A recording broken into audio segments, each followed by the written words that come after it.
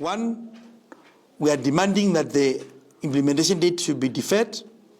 Two, we are demanding a comprehensive study to be taken forth. Why the date should be deferred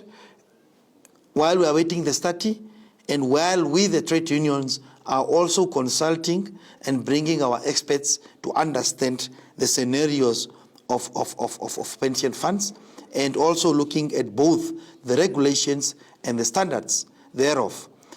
so that we will be taken confidence, because we don't want to say yes this time around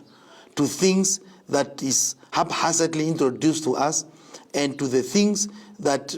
some informations are hidden. You might only see them in Parliament or while they are gazetted to you. So when we even went to the NAMFISA website, you could see how volume those documents are. So we need time to work on these things, and I'm sure that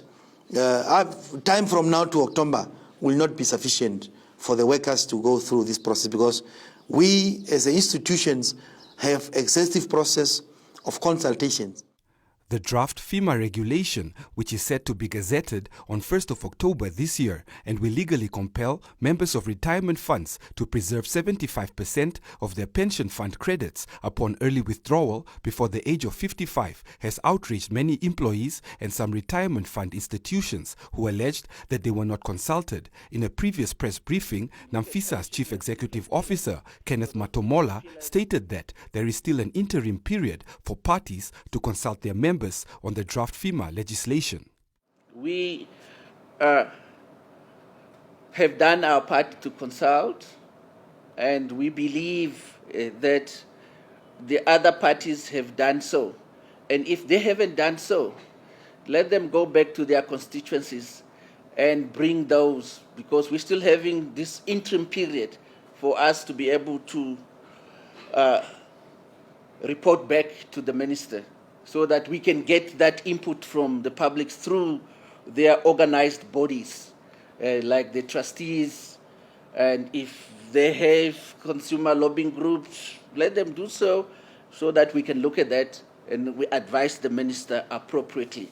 According to the TUCNA Secretary General, who wrote to NAMFISA's Chief Executive Officer, one of the reasons for their demand that NAMFISA and the Finance Minister postpone the FIMA legislation is the pending finalization of another bill called the Financial Services Adjudicators Bill, which aims to provide remedies for all users of financial services who are unable to approach the courts of Namibia due to financial constraints. In absence of the finalization of the Financial Service Adjudication Bill,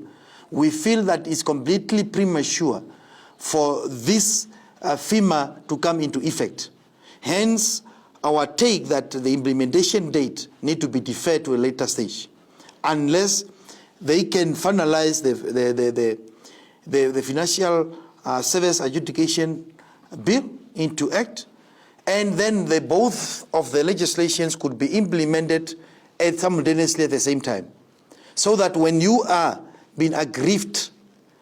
under or during the implementation of FIMA, you have another legislation that will give you at least a platform for you to launch your complaints, or your complaints to be dealt with effectively. Kavihuha also revealed that the union intends to consult with experts from the International Labour Organization on the proposed FIMA legislation.